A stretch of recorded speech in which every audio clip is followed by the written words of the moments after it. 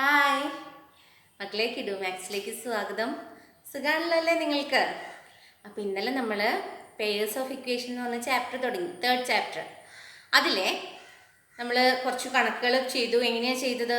ഓരോന്നും കഴിഞ്ഞ വർഷം നമ്മൾ പഠിച്ച മെത്തേഡിൽ മെൻ്റൽ കാൽക്കുലേഷൻ വഴി, പിന്നെ ഈ വർഷം നമ്മൾ 2 വേരിയബിൾസ് വെച്ചിട്ട് പെയേഴ്സ് ഓഫ് ഇക്വേഷൻ വെച്ചിട്ട് ചെയ്യുന്ന രീതി, ഇങ്ങനെ 3 രീതിയിലാണ് നമ്മൾ ഇന്നലത്തെ എല്ലാ കണക്കും ചെയ്തത് അല്ലേ.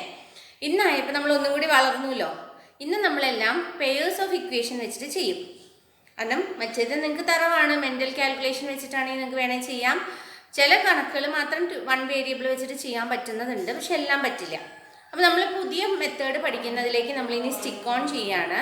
കാരണം എന്താണ്, പുതിയ മെത്തേഡിൽ തന്നെ 2 മെത്തേഡ് നമുക്ക് പഠിക്കാനുണ്ട്. അതുകൊണ്ട് നമുക്ക് കൂടുതലൊന്നും മിസ് പറയുന്നില്ലെങ്കിൽ നിങ്ങൾ ക്ലാസ് കാണുമ്പോൾ അതിൻ്റെ ഒപ്പം നിങ്ങൾക്ക് കാര്യങ്ങൾ മനസ്സിലായി വരും. അപ്പോൾ നമുക്ക് ടെക്സ്റ്റിൽ തന്നിരിക്കുന്ന പേജ് 35 തന്നിരിക്കുന്ന പ്രോബ്ലം നോക്കാം. പേജ് 35 ലാസ്റ്റ് പാർട്ടിൽ ഇങ്ങനെ ഒരു പ്രോബ്ലം തന്നിട്ടുണ്ട്. എന്താണ്? when we add 1 to the numerator of a fraction and simplify it we get half, അതായത് 1/2. and when we add 1 to the denominator instead and simplify it we get 1/3. what is the fraction? അതായത് ഒരു fraction എന്ന് പറഞ്ഞാൽ എന്താ? Numerator by denominator ഫോമിലുള്ളത് അല്ലേ. അതായത് P/Q ഫോമിൽ വരുന്നതിനല്ലേ നമ്മൾ ഫ്രാക്ഷൻ എന്ന് പറയാം. ഇങ്ങനത്തെ ഒരു ഫ്രാക്ഷൻ ഉണ്ടായിരുന്നു. ആ ഫ്രാക്ഷനിൽ എന്ത് ചെയ്തു? when we add 1 ആഡ് ചെയ്തു. ഏതില്? ന്യൂമറേറ്ററിൽ 1 ആഡ് ചെയ്തപ്പോൾ, അതായത് ഈ P/Q എന്നുള്ള ഫ്രാക്ഷൻ്റെ ന്യൂമറേറ്ററിലേക്ക് 1 ആഡ് ചെയ്തപ്പോൾ എന്ത് കിട്ടി? ഉത്തരം ഹാഫ് എന്ന് കിട്ടി. അതേസമയം when we add 1 to the denominator instead, ഇനി ഈ P/Q എന്നുള്ളതിൻ്റെ ന്യൂമറേറ്ററിൽ 1 ആഡ് ചെയ്യുന്നതിന് പകരം P/Qവിൻ്റെ ഡിനോമിനേറ്ററിൽ 1 ആഡ് ചെയ്തപ്പോൾ ഉത്തരം എന്തായി മാറി? 1/3 മാറി. എങ്കിൽ വാട്ട് ഈസ് ദ ഫ്രാക്ഷൻ? എന്നാൽ ഈ P/Q എന്താണ് എന്നാ ചോദിച്ചേക്കുന്നത്. നമ്മൾ ഇന്നലെ പറഞ്ഞല്ലോ, ഏത് മനസ്സോടുകൂടിയാണ് നമ്മളിങ്ങനത്തെ കണക്കുകളൊക്കെ കാണുക? ഒരു ഡിറ്റക്റ്റീവ് മൈൻഡോടുകൂടി അല്ലേ. നമ്മളിപ്പോൾ കാണിച്ചു കൊടുക്കാം പിയും ക്യൂവും എന്താണെന്ന് അവർക്ക് അറിയില്ല അല്ലെ, നമ്മളിപ്പോൾ കണ്ടുപിടിച്ച് കൊടുക്കും. ഓക്കെ, അപ്പം നമ്മൾ നോക്കിയേ, നമ്മൾക്ക് ഈ പറഞ്ഞിരുന്ന എല്ലാ കാര്യത്തിനെയും കൂടി നമ്മൾ മാത്സിൻ്റെ ഭാഷയിലേക്ക് ആക്കിയപ്പോൾ ഇങ്ങനെയായി. പിയും ക്യൂവും കണ്ടുപിടിക്കണം. ഇനി വേരിയബിൾസ് എപ്പോഴും എക്സും വൈയും ആവണമെന്ന് നിർബന്ധമൊന്നുമില്ല കേട്ടോ. നിങ്ങൾക്ക് ഇഷ്ടമുള്ള ലെറ്റേഴ്സ് പിയും ക്യൂവും ആറും എസും എല്ലാം നിങ്ങൾക്ക് ഉപയോഗിക്കാവുന്നതേ ഉള്ളൂ. അപ്പോൾ നമ്മളിവിടെ പിയും ക്യൂവും ഇട്ടിട്ട് ചെയ്ത് കഴിഞ്ഞാൽ നമുക്ക് ബുദ്ധിമുട്ടുണ്ടാവുക. പണ്ടോട്ട് എക്സും വൈയും കണ്ട് ശീലിച്ചതുകൊണ്ട്. അങ്ങനെ ബുദ്ധിമുട്ടുണ്ടെങ്കിൽ എക്സും വൈയിലേക്ക് ആക്കിക്കോ. ഇനി അതല്ലെങ്കിൽ പിയും ക്യൂവും ഇട്ടിട്ട് തന്നെ നമുക്ക് ചെയ്യാം. അപ്പം നോക്കിയേ, നമ്മളിത് ഏതൊക്കെ മെത്തേഡ് ചെയ്യുമെന്നാണ് പറഞ്ഞത്? മെൻ്റൽ കാൽക്കുലേഷൻ ചെയ്യണമെങ്കിൽ ചെയ്യാം, പിന്നെ 1 വേരിയബിൾ വെച്ചിട്ട് ചെയ്യണമെങ്കിൽ ചെയ്യാം. അതൊക്കെ നിങ്ങൾക്ക് ചെയ്യാം. ഞാനിവിടെ ചെയ്യാൻ പോകുന്നത് ഏത് മെത്തേഡിലാണ്? നിങ്ങളോട് പറഞ്ഞില്ലേ ഇന്നലെ, സബ്സ്റ്റിറ്റ്യൂഷൻ മെത്തേഡ് നമുക്ക് ഉപയോഗിക്കാം, എലിമിനേഷൻ മെത്തേഡ് ഉപയോഗിക്കാം. ആ മെത്തേഡ് വെച്ചിട്ടാണ് നമ്മൾ ഇന്നത്തെ കണക്കുകളൊക്കെ ചെയ്യാൻ പോകുന്നത്. സബ്സ്റ്റിറ്റ്യൂഷൻ മെത്തേഡിലും ചെയ്യും, എലിമിനേഷൻ മെത്തേഡിലും ചെയ്യും. ഈ 2 മെത്തേഡ് എന്തിനുള്ളതാ? പെയേഴ്സ് ഓഫ് ഇക്വേഷൻ സോൾവ് ചെയ്യാൻ അല്ലേ. അത് വെച്ചിട്ട് നമുക്ക് നോക്കാം ഇതെങ്ങനെ ചെയ്യുന്നു. അപ്പോൾ ഇപ്പം നമ്മൾ നോക്കിയേ, നമുക്ക് 2 ഇക്വേഷൻ കിട്ടിയിട്ടുണ്ട്. നമ്മൾ പറഞ്ഞു 2 അൺനോൺസ് എന്ന് വെച്ചാൽ ഇവിടുത്തെ പിയും ക്യൂവും അൺനോൺ വാല്യൂസ് അല്ലേ. 2 അൺനോൺസ് സോൾവ് ചെയ്യണമെങ്കിൽ നമുക്ക് എപ്പോഴും എന്ത് വേണം? 2 ഇക്വേഷൻസ് വേണം. ഒരു പെയർ ഓഫ് ഇക്വേഷൻസ് കിട്ടിയാലാണ് നമുക്ക് 2 വേരിയബിൾസ് കണ്ടുപിടിക്കാൻ പറ്റുള്ളൂ. അപ്പോൾ നമുക്കിവിടെ അതുപോലെ തന്നെ 2 ഇക്വേഷൻ കിട്ടിയിട്ടുണ്ട്. അപ്പോൾ അത് സമാധാനമായി. ഇനി നമ്മൾ എന്താ ചെയ്യണേ? ഈ ഇക്വേഷനെ ഒന്ന് അടുക്കി പെറുക്കുക എന്നുള്ളതാണ് നമ്മൾ ചെയ്യാൻ പോകുന്നത്. ഇപ്പം നമുക്ക് കിട്ടിയേക്കുന്നത് എന്താ? P+1/Q = ½ എന്നും P/Q+1 = 1/3 എന്നും. അപ്പോൾ നമുക്ക് ആദ്യത്തെ ഇക്വേഷൻ എടുക്കാം. ആദ്യത്തെ ഇക്വേഷൻ ഞാൻ ഒന്നും കൂടി ഭംഗിയാക്കി എഴുതാൻ പോവാണ്. P+1/Q ആണല്ലോ ഇവരെന്ത് പറഞ്ഞേക്കുന്നത്? ഹാഫ്. അടുത്തത് എന്താ പറഞ്ഞേക്കുന്നത്? ഡിനോമിനേറ്ററിൽ 1 ആഡ് ചെയ്തു. അപ്പോൾ P/Q+1 = എത്രയാണെന്ന് പറഞ്ഞേക്കുന്നത്? 1/3. ഇനി നോക്കിക്കേ, ഇവിടെ നമുക്ക് ചെയ്യാവുന്ന, എപ്പോഴും ഫ്രാക്ഷൻസ് കിട്ടിക്കഴിഞ്ഞാൽ നമുക്ക് 2 ഈക്വൽറ്റുവിൻ്റെ അപ്പുറത്തും ഇപ്പുറത്തും ഫ്രാക്ഷൻസ് കിട്ടിക്കഴിഞ്ഞ് കഴിഞ്ഞാൽ നമുക്ക് അതിനെ ശരിയാക്കാൻ വേണ്ടി ചെയ്യാവുന്ന കാര്യം എന്താ? ക്രോസ് മൾട്ടിപ്ലൈ ചെയ്യാം അല്ലേ. അങ്ങോട്ടും ഇങ്ങോട്ടും ക്രോസ് മൾട്ടിപ്ലൈ ചെയ്യാം. ഇതിങ്ങനെ ഇതിനെ ഇതിനോടും ക്രോസ് മൾട്ടിപ്ലൈ ചെയ്യും. അതുപോലെ തന്നെ ഇവിടെയും ചെയ്യാം ആണല്ലോ. ക്രോസ് മൾട്ടിപ്ലിക്കേഷൻ ചെയ്യുമ്പോൾ ഇതെന്തായിട്ട് മാറും? ദാറ്റ് ഈസ് ഈക്വൽ ടു, അപ്പോൾ ഇംപ്ലൈ സൈൻ ഇടാം കേട്ടോ. ഈക്വൽ ടു വേണ്ട, സൂചിപ്പിക്കണേ. എന്ത് സൂചിപ്പിക്കണേ? 2 × p+1 equal to 1 into q. ഒന്നും ചെയ്തില്ല, നമ്മൾ ക്രോസ് മൾട്ടിപ്ലിക്കേഷൻ മാത്രമേ ചെയ്തിട്ടുള്ളൂ. ഇവിടെയോ ഇതേപോലെ തന്നെ ക്രോസ് മൾട്ടിപ്ലൈ ചെയ്യുക. അപ്പം എന്ത് വരും? 3 into p equal to 1 into q+1. ഈ q+1 ഒക്കെ എഴുതുമ്പോൾ നിങ്ങൾ എപ്പോഴും ബ്രാക്കറ്റ് ഇടാൻ ശ്രദ്ധിക്കുക. ഇവിടെ കണ്ടോ, ക്രോസ് മൾട്ടിപ്ലൈ ചെയ്തപ്പോൾ ഈ 2 അങ്ങോട്ട് ചെന്നു, ഉടനെ p+1 എന്ത് ചെയ്തു? ബ്രാക്കറ്റ് ഇട്ടു. അതുപോലെ ഇവിടുന്ന് q+1 മുകളിലേക്ക് ചെന്നു, അപ്പം എന്ത് ചെയ്തു? ഉടനെ q+1 ബ്രാക്കറ്റ് ഇട്ടു. എന്തിനാണെന്നറിയോ ഇത് ചെയ്യാൻ പറയണേ? അല്ലെങ്കിൽ ബ്രാക്കറ്റ് ഓപ്പൺ ചെയ്യുമ്പോൾ നിങ്ങൾ 2നെ ആരുകൊണ്ട് മാത്രം മൾട്ടിപ്ലൈ ചെയ്യും? p കൊണ്ട് മാത്രം മൾട്ടിപ്ലൈ ചെയ്യും, 1നെ മറന്നു പോകും. അങ്ങനെ സംഭവിക്കാതിരിക്കുക. അതായത് 2 ഇൻറ്റു p+1 എന്ന് എഴുതും കുട്ടികൾ, ബ്രാക്കറ്റ് ഇടാതെ. എന്നിട്ട് ഇതിൻ്റെ അടുത്ത സ്റ്റെപ്പ് എന്ത് എഴുതും? 2p+1 എന്ന് എഴുതും. അതല്ലല്ലോ ഉത്തരം വരേണ്ടത്. 2 ഇൻറ്റു p+1 ഈ 2 ആർക്കുള്ളതാ? ഇവർ രണ്ടുപേരുടെ സ്വന്താ. അപ്പൊ രണ്ടുപേർക്ക് കൊടുക്കണം. അപ്പൊ എന്ത് വരണം? 2p+2 എന്ന് എഴുതേണ്ടതിന് പകരം 2p+1 എന്ന് എഴുതിയാൽ തെറ്റിപ്പോവില്ലേ? അതുകൊണ്ടാണ് ബ്രാക്കറ്റ്സ് ഇടേണ്ടടുത്ത് ബ്രാക്കറ്റ്സ് കമ്പൽസറി ആയിട്ട് ഇട്ട് പഠിക്കുക കേട്ടോ. പരിശീലിച്ചാൽ കിട്ടുന്ന കാര്യമുള്ളൂ. ഓക്കെ, അപ്പോൾ നമ്മൾ ഇനി എന്ത് ചെയ്യാൻ പോവാണ്? ഇനി ഇതിനെ ഒന്നും കൂടി എക്സ്പാൻഡ് ചെയ്യാൻ പോവാം.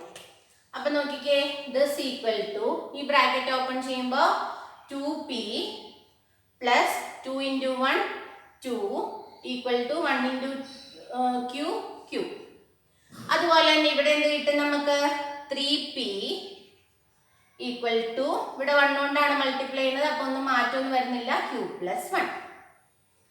ഇനി നമുക്ക് കിട്ടിയിരിക്കുന്ന ഇക്വേഷൻസിനെ ഒന്നും കൂടി നമുക്ക് അറേഞ്ച് ചെയ്ത് എഴുതാം. 2p+2 ഈക്വൽ ടു q എന്നും 3p ഈക്വൽ ടു q+1 എന്നുമാണ് വന്നേക്കുന്നത്. ദാറ്റ് ഈസ് ഈക്വൽ ടു, നമ്മൾ ആദ്യത്തെ മെത്തേഡ് നോക്കാൻ പോവാണ്. ഏതാണ്? Substitution method. സബ്സ്റ്റിറ്റ്യൂഷൻ മെത്തേഡ് വെച്ചിട്ട് ഇതെങ്ങനെ ചെയ്യും? Substitution method. ഓക്കെ, അപ്പൊ നമുക്ക് ഇതിനെ ഇക്വേഷൻ 1 എന്ന് വിളിക്കാം, ഇതിനെ ഇക്വേഷൻ 2 എന്ന് വിളിക്കാം. അപ്പൊ നോക്കി, ഇക്വേഷൻ 1 ഈ q ഈക്വൽ ടു എന്ന് പറഞ്ഞിട്ടുള്ളത് അതെടുത്തിട്ട് എവിടെ കൊടുക്കാം? സെക്കൻഡ് ഇക്വേഷനിൽ qന് പകരം കൊടുക്കാം, സബ്സ്റ്റിറ്റ്യൂഷൻ മെത്തേഡ് വെച്ച് ചെയ്യുമ്പോൾ. അപ്പൊ സബ്സ്റ്റിറ്റ്യൂട്ടിങ് ഞാൻ പറഞ്ഞല്ലോ, നമ്മുടെ മനസ്സിലുള്ളത് എന്താണെന്നുള്ളത് നമ്മൾ പേപ്പറിൽ എഴുതണം. അപ്പോൾ സബ്സ്റ്റിറ്റ്യൂട്ടിങ് 1 in 2. ഇക്വേഷൻ 1നെ നമ്മൾ 2ൽ സബ്സ്റ്റിറ്റ്യൂട്ട് ചെയ്യാണ്. അപ്പം എന്ത് വന്നു? സബ്സ്റ്റിറ്റ്യൂട്ടിങ്ങിന് SUB കുത്തൊന്നൊക്കെ ഇട്ടാൽ മതി കേട്ടോ, മനസ്സിലാവും. അപ്പോൾ therefore 3p ഈക്വൽ ടു, ഒന്നിനെ രണ്ടാമത്തെ ഇക്വേഷനിലാണ് കൊടുത്തിരിക്കുന്നത്. അപ്പം ഇനി നമ്മൾ ഏതെടുത്ത് എഴുതാ? രണ്ടാമത്തെ ഇക്വേഷൻ. 3p ഈക്വൽ ടു qന് പകരം ഇനി എന്താ കൊടുക്കുക? 2p+2 + 1. എന്തിനാ നമ്മളിങ്ങനെ ചെയ്യുന്നത്? നമ്മൾ പറഞ്ഞു നമുക്ക് പിയും ക്യൂവും അൺനോൺ വാല്യൂസാണ്. പക്ഷെ നമുക്ക് രണ്ടുപേരെയും കൂടെ ഒന്നിച്ച് കണ്ടുപിടിക്കാൻ പറ്റില്ല, ഒരാളെ വെച്ച് കണ്ടുപിടിക്കാൻ പറ്റുള്ളൂ. അപ്പോൾ ഇപ്പം ഇങ്ങനെ ചെയ്ത് കഴിഞ്ഞപ്പോൾ എന്തായി? ക്യൂവിനെ കൊണ്ടുള്ള ബുദ്ധിമുട്ട് മാറി അല്ലേ? പിന്നെ പി കണ്ടുപിടിച്ച് കഴിഞ്ഞിട്ട് നമുക്ക് ക്യൂവിൻ്റെ പിന്നാലെ പോവാം. അപ്പം നമ്മളിത് എന്ത് ചെയ്തു? ക്യൂവിൻ്റെ വാല്യൂ ഇവിടെ, ഈ ക്യൂവിന് പകരം ഇവിടെ ക്യൂവിന് ഇവിടെ കിട്ടിയ ഈക്വൽ ആയിട്ടുള്ള വാല്യൂ സബ്സ്റ്റിറ്റ്യൂട്ട് ചെയ്തു. ഇനി നമ്മളിത് ചെയ്യുമ്പോൾ എന്ത് വരും? 3p ഈക്വൽ ടു, ഇവിടെ ബ്രാക്കറ്റ് ഓപ്പൺ ചെയ്തു, +2 + 1. നോക്കിക്കേ, നമുക്ക് പിയുടെ വിലയല്ലേ കണ്ടുപിടിക്കണ്ടേ? അപ്പോൾ പി ഉള്ള എല്ലാ ടേംസും ഒരു വശത്തേക്ക് കൊണ്ടുവരാം. അപ്പോൾ ഇപ്പോൾ 3pയുടെ അടുത്തേക്ക് ആരെയും കൂടെ കൊണ്ടുവരാം? നമ്മുടെ 2pനെയും കൂടെ കൊണ്ടുവരാം. That is 3p - 2p equal to 2 + 1 എന്താണ്? 3. അപ്പോൾ 3pയിൽ നിന്ന് 2p പോയാൽ ബാക്കി p. therefore പിയുടെ വാല്യൂ കിട്ടി എന്താണെന്ന്? 3 ആണെന്ന് കിട്ടി. ഇപ്പൊ പിയുടെ വാല്യൂ അറിയാമെങ്കിൽ അത് എവിടെ കൊടുത്താൽ മതി? ഫസ്റ്റ് ഇക്വേഷനിൽ കൊടുത്തു കഴിഞ്ഞാൽ ക്യൂവിന്റെ വാല്യൂ കിട്ടില്ലേ? അപ്പൊ സബ്സ്റ്റിറ്റ്യൂട്ടിങ്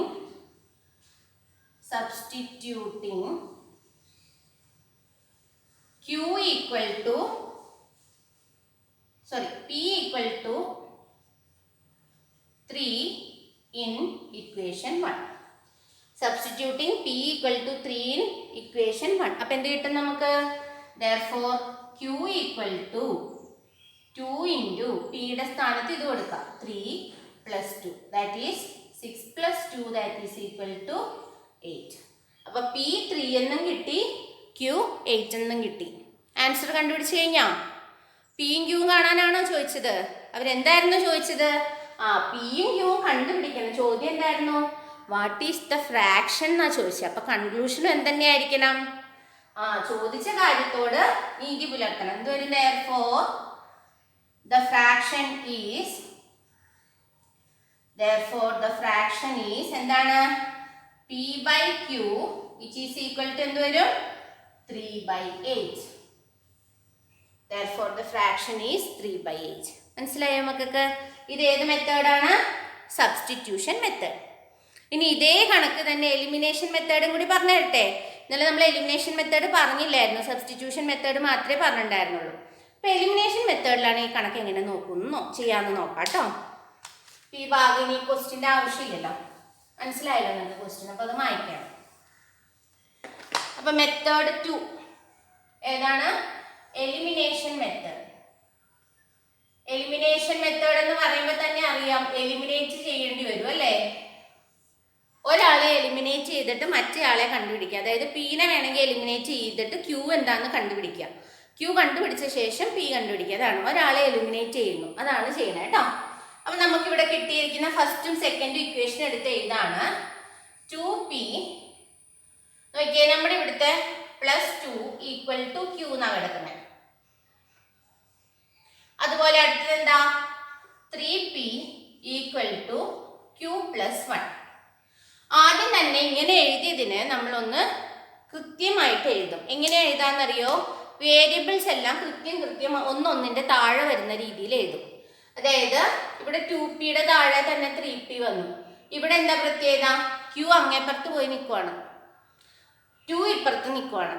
അതിന് മാറ്റിയിട്ട് വേരിയബിൾസ് എല്ലാം =ൻ്റെ ഒരു വശത്തും കോൺസ്റ്റൻസ് 2 എന്നും 1 എന്നും പറയണവരെല്ലാം അങ്ങേ വശത്തേക്ക് മാറ്റി അതിൻ്റെ ഒരു ഓർഡർ ആക്കി എഴുതും. ഓക്കെ, ഓർഡർ ആക്കുമ്പോൾ 2p ഈ q =ൻ്റെ അപ്പുറത്തേക്ക് പോകുമ്പോൾ എന്താവും? -q. 2p - q = ഈ 2 ഇങ്ങേപ്പുറത്തേക്ക് വന്നു, =ൻ്റെ അപ്പുറത്തോട്ട് പോയി. അപ്പം അതെന്തായി മാറി? -2 എന്നായി. ഇവിടെയോ 3pക്ക് മാറ്റമില്ല, അങ്ങനെ തന്നെ. ഇനി ഈ q ഇവിടുന്ന് അപ്പുറത്തേക്ക് പോവില്ലേ? അപ്പം -q. That is equal to, ഇവിടെ പിന്നെ 1 അവിടെ തന്നെ ഉള്ളതായിരുന്നു, അപ്പോൾ 1 കിട്ടിയ മക്കൾക്ക്. ഇനി നോക്കിക്കേ, നമ്മൾ ഇനി ഇതിലേക്ക് നമുക്ക് ഇപ്പോൾ ഈ ഇക്വേഷൻ ഒരു ഫോമിലായി. അതായത് കോൺസ്റ്റൻസ് എല്ലാം ഒരു വശത്ത്, പിയുടെ താഴെ p, ക്യൂവിൻ്റെ താഴെ q, ആ രീതിയിൽ വരുന്ന രീതിയിൽ നമ്മൾ അറേഞ്ച് ചെയ്ത് എഴുതി. ഇനി നമ്മൾ നോക്കാൻ പോകുന്നത് ഇതിൽ ആരെ നമുക്ക് എലിമിനേറ്റ് ചെയ്യാം, എളുപ്പത്തിൽ എലിമിനേറ്റ് ചെയ്യാൻ പറ്റുന്നത് ആരെയാണെന്ന് നോക്കി. ഒരാൾ പോകണം, എന്നാലേ മറ്റേ ആളെ നമുക്ക് കണ്ടുപിടിക്കാൻ പറ്റുള്ളൂ.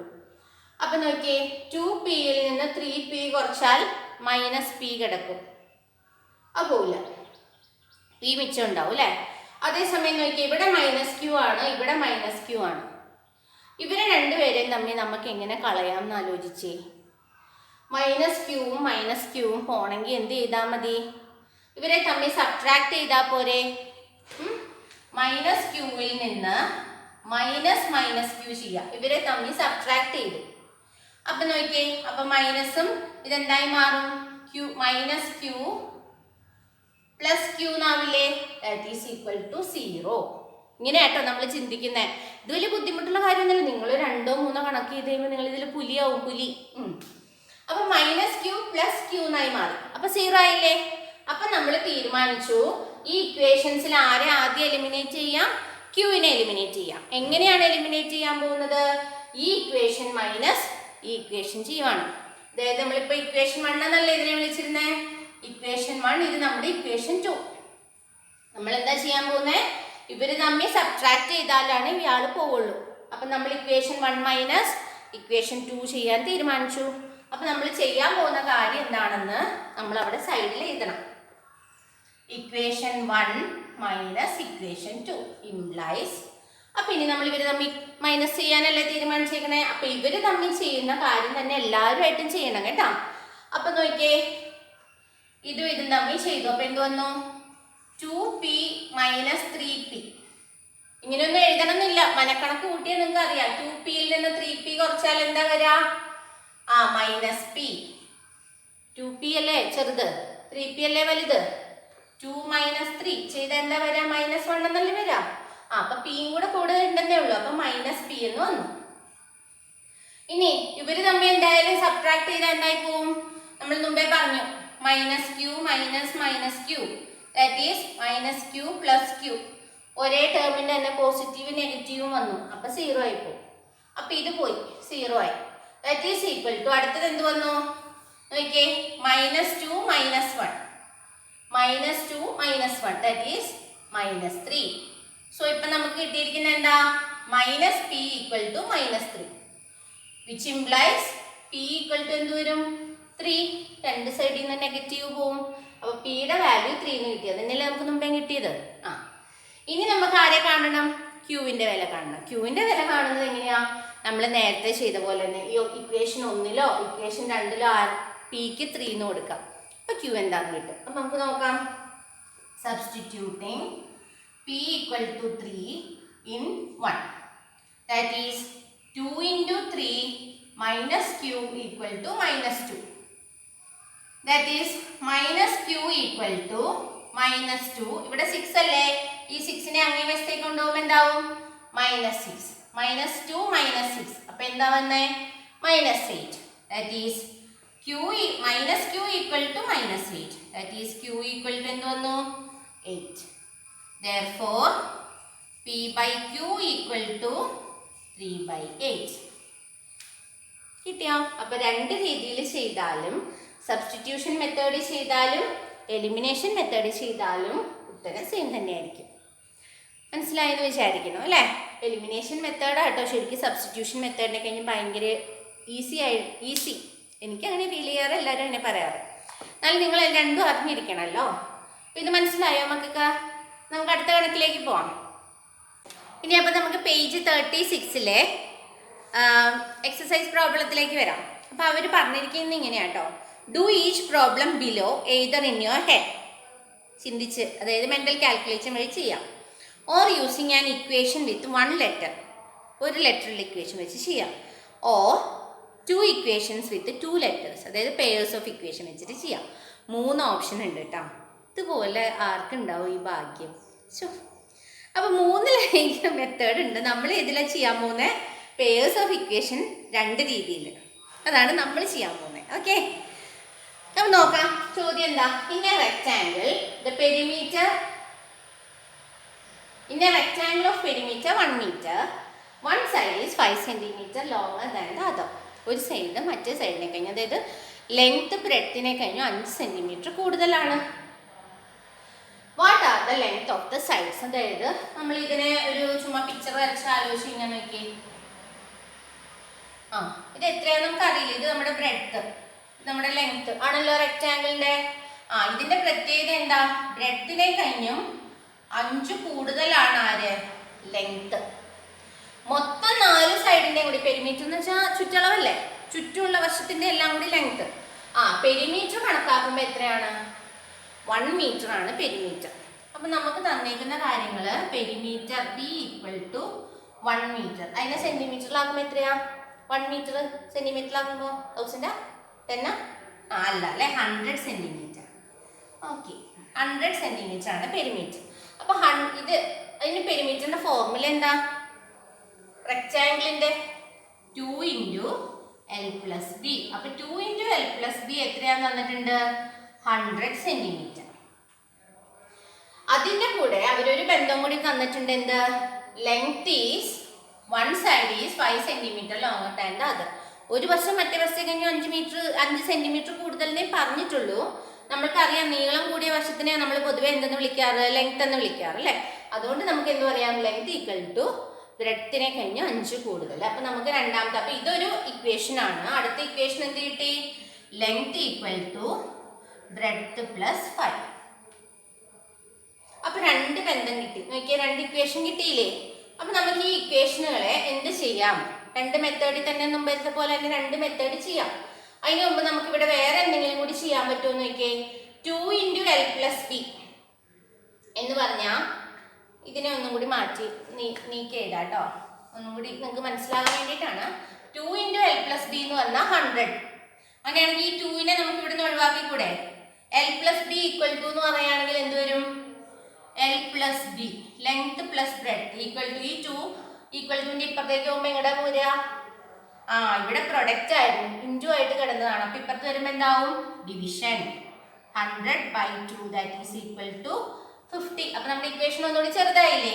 That is L plus B equal to 50 എന്ന് കിട്ടി. നമുക്ക് അതിനെ ഇക്വേഷൻ 1 എന്ന് വിളിക്കാം. രണ്ടാമത്തത് എന്താ നമുക്ക് കിട്ടിയിരിക്കുന്നത്? L equal to b plus 5. അതിനെ നമുക്ക് ഇക്വേഷൻ 2 എന്ന് വിളിക്കാം. ഇനി ഈ രണ്ട് ഇക്വേഷനും നമ്മൾ രണ്ട് മെത്തേഡ് സബ്സ്റ്റിറ്റ്യൂഷനിലും എലിമിനേഷനിലും സോൾവ് ചെയ്യും. അപ്പൊ ഒന്നാമത്തെ മെത്തേഡ് ഒന്നാമത്തെ മെത്തേഡ് നോക്കാം. ഏതാണ്? Elimination method.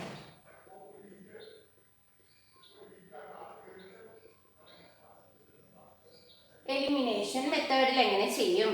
അപ്പൊ നോക്കിയേ, നമുക്ക് ഒന്നാമത്തെ ഇക്വേഷൻ എന്താ കിടക്കണേ? L plus B equal to 50 equation 1. ഇനി രണ്ടാമത്തെ ഇക്വേഷനെ നമുക്കൊന്ന് അറേഞ്ച് ചെയ്യാം. നമ്മൾ പറഞ്ഞില്ലേ എങ്ങനെയാ ചെയ്യാ? എല്ലും ബിയും ഒക്കെ ഒരു വശത്തും 5 എന്നുള്ളത് കോൺസ്റ്റൻസ് ഒക്കെ മറുവശത്തും, അങ്ങനെയാണ് നമ്മൾ എപ്പോഴും ഇതിനെ അറേഞ്ച് ചെയ്യുന്നത്. അപ്പൊ എന്ത് വരും? എൽ മൈനസ് ബി എന്നാവും അല്ലെ? ഈ പ്ലസ് ബി അപ്പുറത്തോട്ട് പോയപ്പോൾ minus b. L minus b equal to 5. ഇനി ഇക്വേഷൻ 2. ഇനി നമ്മൾ നോക്കുന്നത് എന്താ? ഇവരിൽ ആരെ എലിമിനേറ്റ് ചെയ്യാം, എങ്ങനെ എലിമിനേറ്റ് ചെയ്യാം. ഇതിൽ സത്യത്തിൽ നമുക്ക് രണ്ടുപേരെ എലിമിനേറ്റ് ചെയ്യാൻ പറ്റും. എന്താണ്? ഇവര് രണ്ടും ഇക്വേഷൻ 1 മൈനസ് ഇക്വേഷൻ 2 എന്ന് ചെയ്താൽ ആര് എലിമിനേറ്റ് ആയി പോകും? എൽ എലിമിനേറ്റ് ആയി പോകും അല്ലേ? എൽ മൈനസ് എൽ എന്ന് വന്നത് പൊക്കോളും. ഇനി വേറെ രീതിയിലാണെങ്കിലോ, ഇനി ബിയിലാണ് എലിമിനേറ്റ് ചെയ്യണമെങ്കിൽ എന്ത് ചെയ്താൽ മതി? ഈ ഇക്വേഷൻ നമ്മൾ സബ്ട്രാക്ട് ചെയ്താൽ പറ്റുമോ? പറ്റില്ല. എന്ത് ചെയ്യണം? ഒരെണ്ണം നെഗറ്റീവ് ബി, ഒരെണ്ണം പോസിറ്റീവ് ബി.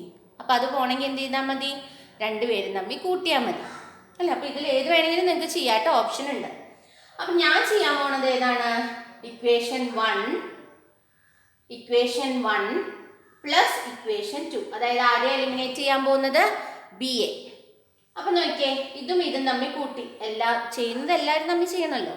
അപ്പം എല്ലും തമ്മിൽ കൂട്ടി. അപ്പം എന്ത് കിട്ടി? 2L. Okay, 2L. ഇനി മൈനസ് ബിയും പ്ലസ് ബിയും തമ്മിൽ കൂട്ടി. അപ്പം അതെന്തായി പോയി? 0. വിച്ച് ഈസ് ഈക്വൽ ടു ഇവിടെ തമ്മിൽ കൂട്ടി. അതപ്പോൾ എന്തായി വന്നു? 50 പ്ലസ് 5 55. therefore ഇപ്പം നമുക്ക് എന്ത് കിട്ടി? 2L equal to 55. therefore L equal to എത്രയാണ്? 55/2. 55ന്റെ പകുതി എന്ന് പറഞ്ഞാൽ എത്രയാ? 27.5 സെന്റിമീറ്റർ. ലെങ്ത് എന്ന് വെച്ചാൽ 27.5 ആണ്. ലെങ്ത് എന്താണ്? ബ്രെഡിനെ കഴിഞ്ഞ് 5 കൂടുതലാണ്. അപ്പൊ therefore ബ്രെഡ് ഈക്വൽ ടു എന്ത് വരും? ഇതിനെ കഴിഞ്ഞ് കുറവല്ലേ? 5 കുറവല്ലേ? therefore ബ്രെഡ് ഈക്വൽ ടു, ഇതിൽ തന്നെ നോക്കിയാൽ മതി, breadth equal to L minus 5. that is equal to 27.5 minus 5 27.5. 27.5 ന്ന് 5 കുറച്ച് എത്ര കിട്ടുക? 22.5. ഇനി ഇതല്ലാണ്ട് വീണ്ടും സൂത്രപ്പണി ഉണ്ട്. നമുക്ക് കിട്ടിയ ഉത്തരം ശരിയാണോ എന്ന് അറിയാൻ വേണ്ടി. എന്താ സൂത്രപ്പണി? നോക്കിയേ, ഇവരെ രണ്ടുപേരെയും തമ്മിൽ കൂട്ടി നോക്കിയേ, 50 വരുന്നില്ലേ? നമ്മളിവിടെ പറഞ്ഞിട്ടില്ലേ ലെങ്ത് പ്ലസ് ബ്രെഡ് എത്രയാ? 50. അപ്പം നമുക്ക് നമ്മുടെ ഉത്തരം ശരിയാണോ എന്ന് റീചെക്ക് ചെയ്ത് നോക്കാൻ അവസരമുണ്ട് കേട്ടോ. ഇനി ഇതിപ്പോൾ ഏത് മെത്തേഡാണ് നമ്മൾ ചെയ്തേ? Elimination method. ഇതേ കണക്ക് തന്നെ സബ്സ്റ്റിറ്റ്യൂഷൻ മെത്തേഡ് വഴിയാണെങ്കിൽ എങ്ങനെ ചെയ്യും നോക്കാം. സബ്സ്റ്റിറ്റ്യൂഷൻ ആണല്ലോ അല്ലേ മക്കൾക്ക് മെത്തേഡ്.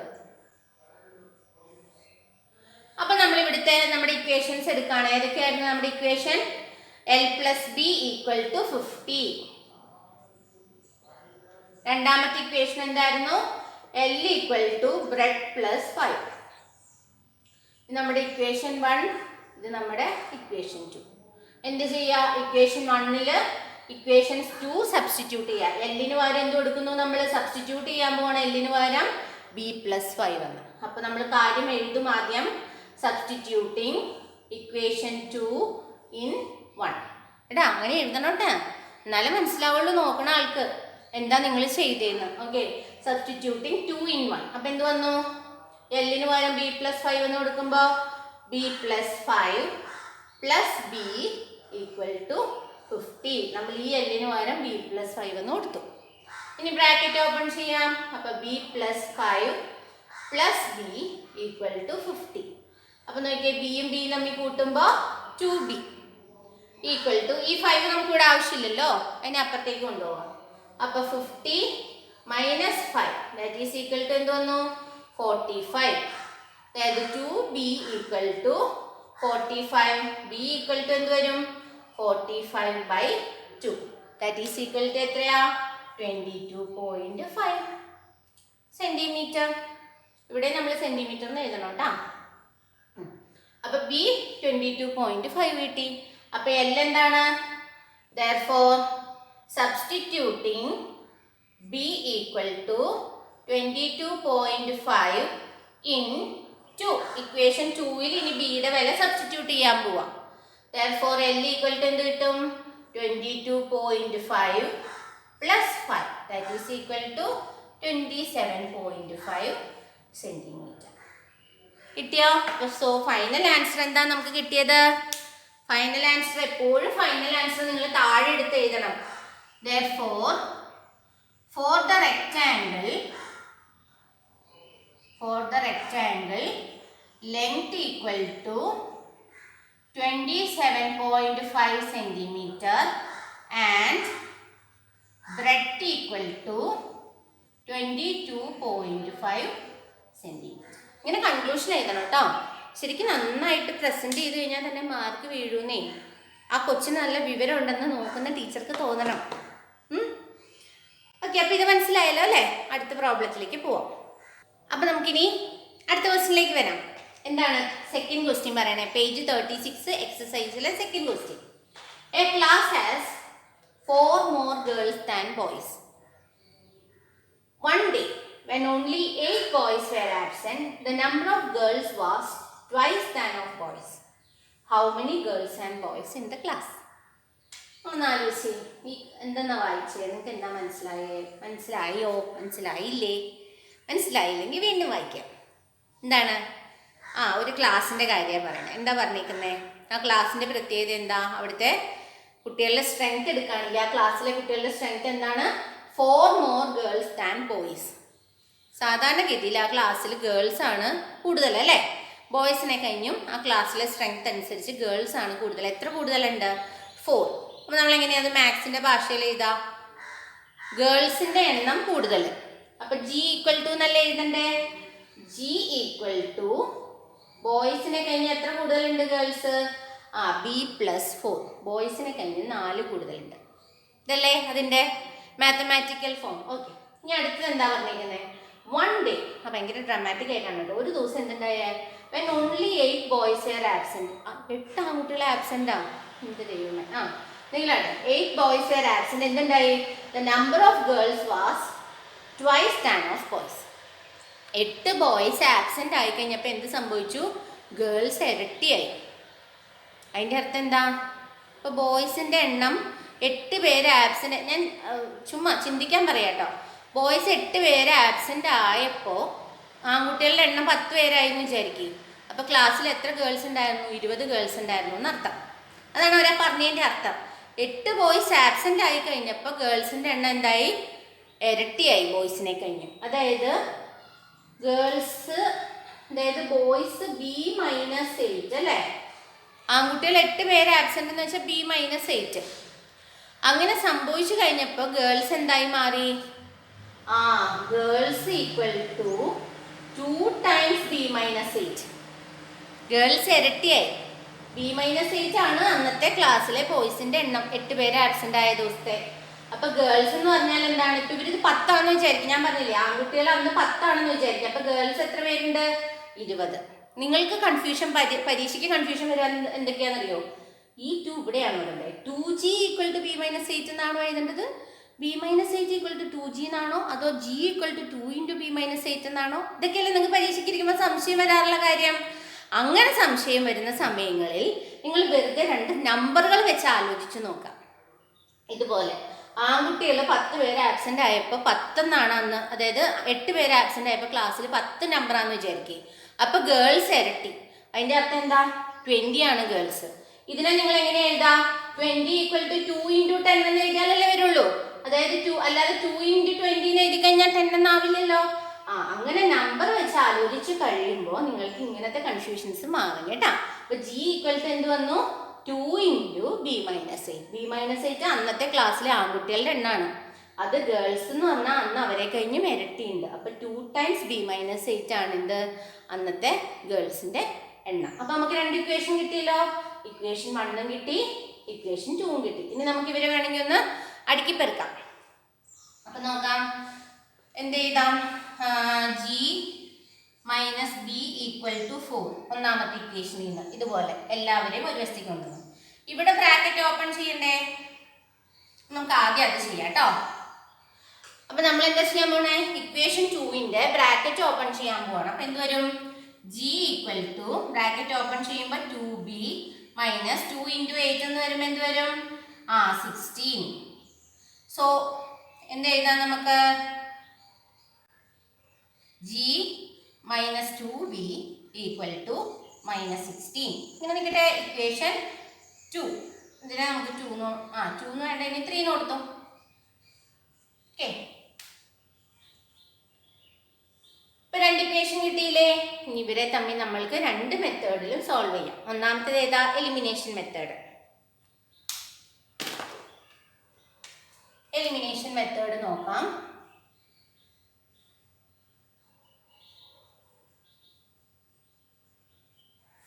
എലിമിനേഷൻ മെത്തേഡ് എന്താ പറയുക? ഈ 2 എണ്ണം എടുത്ത് എഴുതണം. എന്താണ് ഈ formula? G minus B. Elimination മെത്തേഡിൽ പ്രത്യേകിച്ച് നമുക്ക് എന്ത് വേണം? ഇവർ രണ്ടുപേരും ഒരു വശത്ത് വേണം കേട്ടോ. അപ്പൊ G minus b equal to 4 എന്നും രണ്ടാമത്തേൽ എന്താണ്? G minus 2B equal to minus 16 എന്നും. Equation 1 and 3. ഇനി നമ്മൾ പറഞ്ഞു നമുക്ക് എന്ത് വേണം? ഇവരെ തമ്മിൽ നമ്മൾ എന്താ ചെയ്യാൻ പോണേന്ന് നമ്മൾ കൃത്യമായിട്ട് എഴുതണം. ഇത് ഇക്വേഷൻ 1, ഇത് ഇക്വേഷൻ 3. ഇവരെ തമ്മിൽ നമ്മൾ കൂട്ടുവാണോ കുറയ്ക്കുവാണോ എന്താ ചെയ്യാൻ പോണേന്ന് എഴുതിയിട്ട് വേണം ചെയ്യാൻ. അങ്ങനെ എഴുതണമെങ്കിൽ അതിന് മുമ്പ് നമ്മൾ എന്താ ആലോചിക്കണം? ആരെയാ നമ്മൾ ഇതിനെ എലിമിനേറ്റ് ചെയ്യേണ്ടതെന്ന് ആലോചിക്കണം. ആരെയാ എലിമിനേറ്റ് ചെയ്യാം?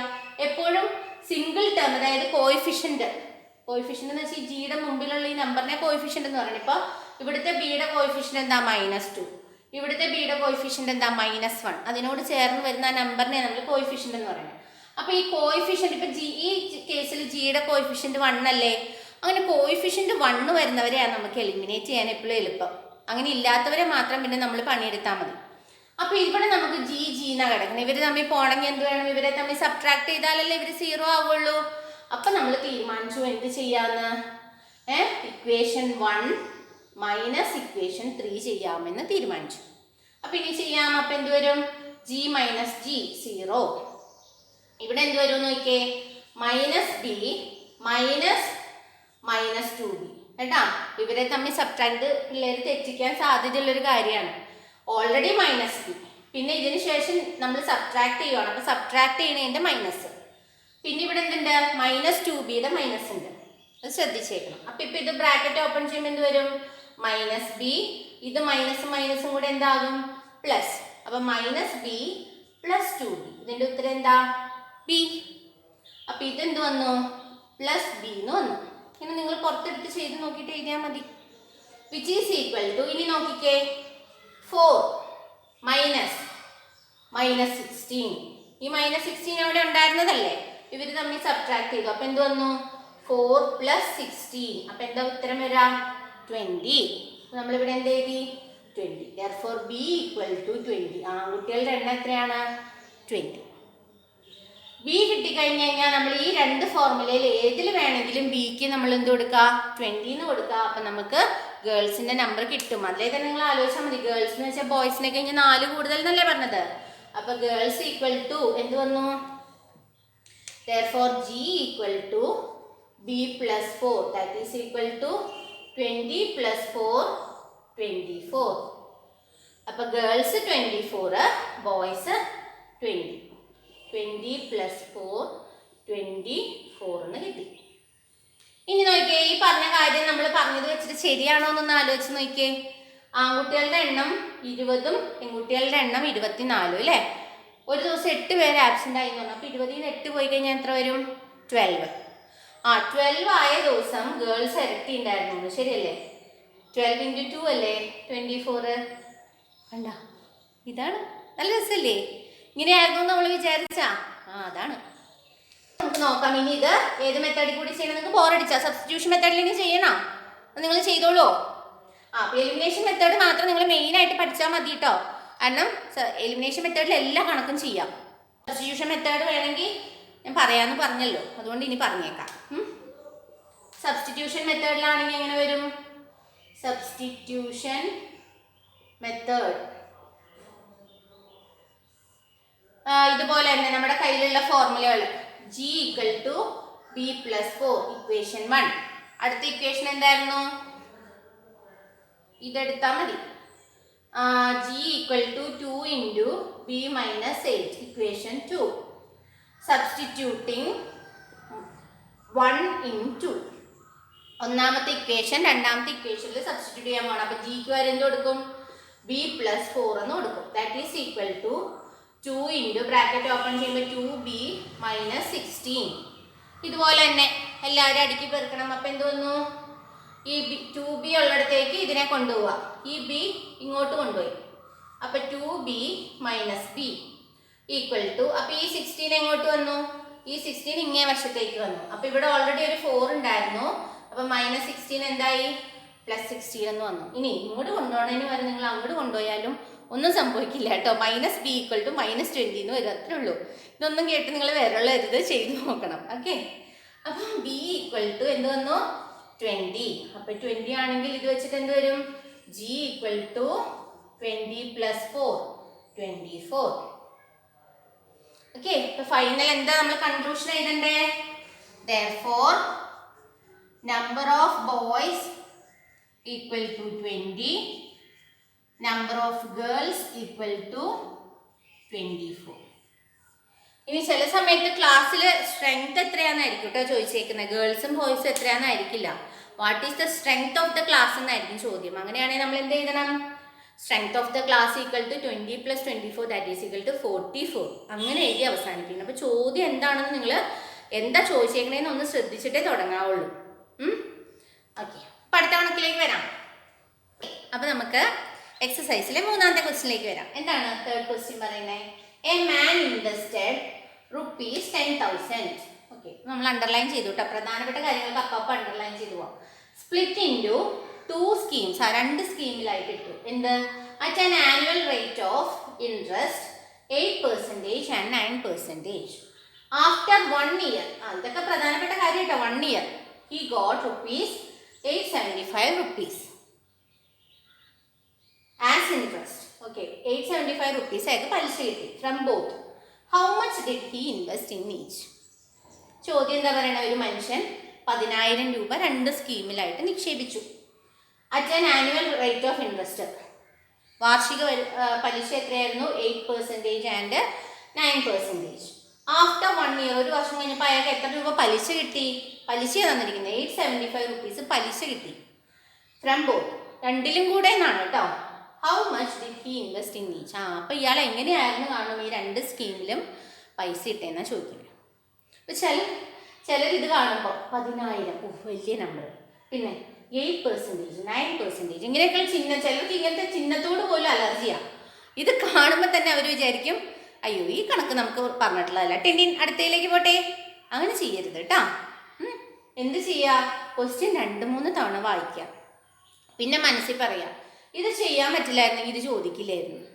അപ്പം ചെയ്യാൻ പറ്റുന്ന കണക്കായതുകൊണ്ടല്ലേ ചോദിച്ചത്, അപ്പം തീർച്ചയായിട്ടും എനിക്കും ചെയ്യാൻ പറ്റും എന്ന് മനസ്സിൽ ഓർത്തിട്ട് ആ ഒരു മൈൻഡോടുകൂടി ക്വസ്റ്റ്യനെ സമീപിക്കുക. അപ്പം നോക്കിയേ, 10,000 രൂപ ഇതൊക്കെ അത്ര വലിയ കാര്യമുള്ള കാര്യമാണ് അല്ലേ? 10,000 രൂപ എന്ത് ചെയ്തു? അയാൾ 2 സ്കീമിലായിട്ടിട്ടു. ഏത് സ്കീമാണെന്ന് നമുക്കറിയില്ല. അപ്പം നമുക്ക് ഇതിനെ എക്സ് എന്നും വൈ എന്നും വിചാരിക്കാം. എക്സ്, അതായത് ഫസ്റ്റ് സ്കീമിൽ അയാൾ ₹X ഇട്ടു. ₹X ഫസ്റ്റ് സ്കീമിലും ₹Y മറ്റേ സ്കീമിലും ഇട്ടു എന്ന് വിചാരിക്കാം. ഇനി ഇത് രണ്ടും കൂടി എത്രയാണ്? 10,000. നമുക്കിനി സ്ട്രക്ചർ ചെയ്യണം അല്ലേ? ക്വസ്റ്റ്യനെ സ്ട്രക്ചർ ചെയ്തെടുക്കണ്ടേ? അപ്പം നമുക്ക് X + Y ആണ് എന്ത് വരുന്നത്? 10,000. X + Y = 10,000 എന്ന് വന്നു. അപ്പൊ ഈ ചോദ്യം ചെയ്യുന്നതിന് ഇതിനു മുമ്പ് ചെയ്ത ഇതായിട്ട് ചെറിയ വ്യത്യാസം. നമ്മളിപ്പോൾ അവിടെയൊക്കെ ബോയ്സിനെയും ഗേൾസിനെയൊക്കെ ബി എന്നും ജി എന്നും ഒക്കെ എടുത്തത് കൊണ്ട് പിന്നെ അവിടെ ഒരു എക്സ്പ്ലനേഷൻ്റെ ആവശ്യമില്ലായിരുന്നു. ഇവിടെ പക്ഷെ അങ്ങനെയല്ല. നമ്മൾ എന്ത് എഴുതണം? Let X B the amount deposited in, അത് തൊട്ട് തുടങ്ങാം. നിങ്ങൾക്കല്ലേ മനസ്സിലായില്ലെങ്കിലോ? നമ്മൾ കൃത്യമായിട്ട് എക്സിനെ എന്തെന്നാ എടുത്തേന്നുള്ളത് എഴുതണം. Let x and y be the amount deposited in scheme 1 and 2 respectively എന്ന് എഴുതാം. ഓക്കെ, അപ്പൊ സ്കീം 1 എത്ര ഇട്ടു? എക്സ് ഇട്ടു. സ്കീം വൈയില് 2 ഇട്ടു. റെസ്പെക്റ്റീവ്ലി എന്ന് വെച്ചാൽ എന്താ? ഒരിക്കൽ ഞാൻ എൻ്റെ പിള്ളേരോട് ചോദിച്ചപ്പോൾ അവർ പറഞ്ഞു ബഹുമാനപൂർവ്വം. അന്ന് ബഹുമാനപൂർവ്വം എന്നല്ല കേട്ടോ, യഥാക്രമം. അതായത് ഈ ഓർഡറിൽ തന്നെ ഇതും എടുക്കണം എന്നർത്ഥം. അപ്പൊ എക്സ് സ്കീം 1നും വൈ സ്കീം 2നും ആണെന്ന് അർത്ഥം. ഓക്കെ, അപ്പൊ അങ്ങനെ എഴുതിയിട്ട് വേണം തുടങ്ങാൻ. എന്നിട്ട് എന്താ എഴുതേണ്ടത്? അടുത്തത് നമുക്കിനി ഇവിടുത്തെ കാര്യത്തെ സ്ട്രക്ചർ ചെയ്യാം. എന്താണ്? രണ്ട് സ്ഥലത്ത് നിക്ഷേപിച്ചതിന്റെ ടോട്ടൽ എത്രയാ? 10,000, 10,000. ഇനി അടുത്തത് എന്താ പറഞ്ഞിരിക്കുന്നത്? ഇയാൾക്ക് എത്ര ഇൻട്രസ്റ്റ് കിട്ടിയെന്ന് പറഞ്ഞിട്ടുണ്ട് അല്ലേ? ഇൻട്രസ്റ്റ് കിട്ടിയത് എങ്ങനെയാ നമ്മൾ കണക്കാക്കുക? ഇൻട്രസ്റ്റിന്റെ ഫോർമുല എന്താ? I = NPR അല്ലെങ്കിൽ PNR. ഏത് ഫോർമുല എന്ന് പറഞ്ഞു? PNR ആണ്. അപ്പൊ PNR എന്ന് വെച്ചാൽ എന്താ? N എന്താ? Number of years. P എന്താണ്? നിക്ഷേപിച്ച തുക. R എന്താണ്? Rate of interest. അപ്പൊ ഈ ടോട്ടൽ I ഇപ്പൊ തന്നിട്ടുണ്ട്. എത്രയാണ്? 875. 875 = നമ്പർ ഓഫ് ഇയേഴ്സ് നോക്കിയേ 1 ഇയർ. അപ്പൊ എന്നിന്റെ സ്ഥാനത്ത് എന്ത് വരും? 1 × ആദ്യത്തേതിൽ നിക്ഷേപിച്ച P എത്രയാ? X ഇൻറ്റു അതിന്റെ റേറ്റ് ഓഫ് ഇൻട്രസ്റ്റ് എത്രയാണ്? R/100. നമ്മൾ പെർസെൻറ്റേജിൽ എഴുതൂലല്ലോ, എപ്പോഴും അതിനെ ഫ്രാക്ഷനിലേക്ക് ആക്കണം. അപ്പൊ എന്ത് വരും? 8/100 പ്ലസ് രണ്ടാമത്തേല് ഇതുപോലെ തന്നെ N എന്താ? 1 ഇയർ ആയതുകൊണ്ട് 1. P എന്താണ്? Y ഇൻറ്റു അവിടുത്തെ ഇൻട്രസ്റ്റ് റേറ്റ് എത്രയാ? 9. അപ്പൊ 9/100. Therefore this equal to എന്ത് വന്നു? 8x/100 plus 9x/100. ഇനി നമുക്ക് ഇതിനൊന്ന് അടുക്കി പെറുക്കി എടുക്കാം ഈ ഇക്വേഷനെ. അപ്പൊ ഇപ്പൊ നോക്കിയാൽ എന്താ വന്നേക്കുന്നത്? ഡിനോമിനേറ്റർ രണ്ടിന്റെ സെയിം അല്ലേ? അപ്പൊ എന്ത് വന്നു? 8x plus 9x whole by 100 എഴുതാലോ, സെയിം ഡിനോമിനേറ്റർ ആയതുകൊണ്ട്. ദാറ്റ് ഈസ് ഈക്വൽ ടു ഇപ്പുറത്തെ എത്രയായിരുന്നു? 875. ഇനി നമ്മൾ ഈ 100നെ ക്രോസ് മൾട്ടിപ്ലൈ ചെയ്തു ഇങ്ങോട്ട്. അപ്പൊ എന്ത് കിട്ടും നമുക്ക്?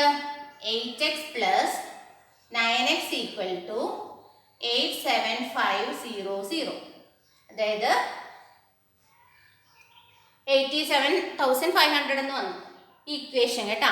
ഇതൊക്കെ കാണുമ്പോൾ നിങ്ങൾ പേടിക്കണ്ട. അയ്യോ ഇതിനെങ്ങനെ ചെയ്യും? എങ്ങനെ ചെയ്യില്ല, നമ്മൾ സാധാരണ ചെയ്യുന്ന പോലെ തന്നെ ചെയ്യും. ചില കുട്ടികൾക്ക് വലിയ വിലകൾ കാണുമ്പോൾ തന്നെ പേടിക്കണ്ട.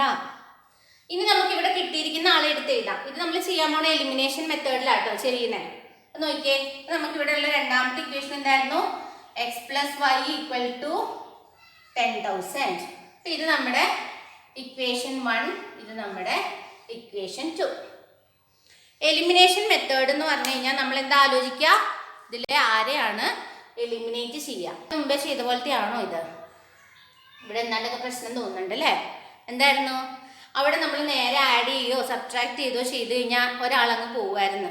എക്സ് എന്നോ വൈ എന്നോ അല്ലെ പി എന്നോ ജി എന്നൊക്കെ ഉള്ളത് അങ്ങോട്ട് പോയി. ഇവിടെ പ്രശ്നം എന്താ? സെയിം കോയിഫിഷ്യൻ്റ് ആർക്കും ഇല്ല. ഇതിന് 8 ആണെങ്കിൽ ഇതിൻ്റെ കോയിഫിഷ്യൻ്റ് എന്താ? 1. അപ്പോൾ ഇവരെ തമ്മിൽ സബ്ട്രാക്ട് ചെയ്താലും 7x എന്ന് വരും. അപ്പോൾ അത് നടക്കില്ല. അയ്യോ, ഇവിടെ 9y അല്ലായിരുന്നാ? 9y ആട്ടാ. അപ്പോൾ ഇവിടെ എന്താ പ്രശ്നം? 9y - y എന്ന് ചെയ്താൽ എന്ത് വരും? 8y. അപ്പോഴും പോയില്ല. ആ പ്രശ്നം പേടിക്കണ, ടെൻഷൻ ആവണ്ട. നമ്മുടെ കയ്യിലല്ലേ ബുദ്ധി ഉള്ളത്. അപ്പം നമ്മൾ എന്ത് ചെയ്യും? ഈ ഇക്വേഷനെ മൊത്തം നമ്മൾ അങ്ങോട്ട് മാറ്റും. ഏത്? നമ്മുടെ രണ്ടാമത്തെ ഇക്വേഷനെ മൊത്തം മാറ്റും. എങ്ങനെയാ മാറ്റുക? നമുക്ക് ഏത് കോയിഫിഷ്യൻ്റ് ആണ് ആക്കേണ്ടത് ആ കോയിഫിഷ്യൻ്റ് കൊണ്ട് അങ്ങോട്ട് മൾട്ടിപ്ലൈ ചെയ്താൽ മതി. അപ്പം നിങ്ങൾക്ക് ഇതിനെ 8x എന്നാക്കണോ? അപ്പം നിങ്ങൾ എന്ത് ചെയ്യുക? ഈ ഇക്വേഷനെ മൊത്തം 8 കൊണ്ട് മൾട്ടിപ്ലൈ ചെയ്യുക. അതല്ല നിങ്ങൾക്ക് ഇപ്പം 9y എന്നാക്കണോ? പേടിക്കണ്ട, ഇതിനെ മൊത്തം 9 കൊണ്ട് മൾട്ടിപ്ലൈ ചെയ്യാം. അപ്പം ഞാനിപ്പോൾ ചെയ്യാൻ പോണത് എന്താണ്? ആദ്യത്തെ കോയിഫിഷ്യൻറ്റിനെ 8x എന്നാക്കാൻ പോവാം. അപ്പം ഞാൻ ചെയ്യാൻ പോകുന്നത് എന്താണെന്നുള്ളത് ഞാൻ എഴുതണം.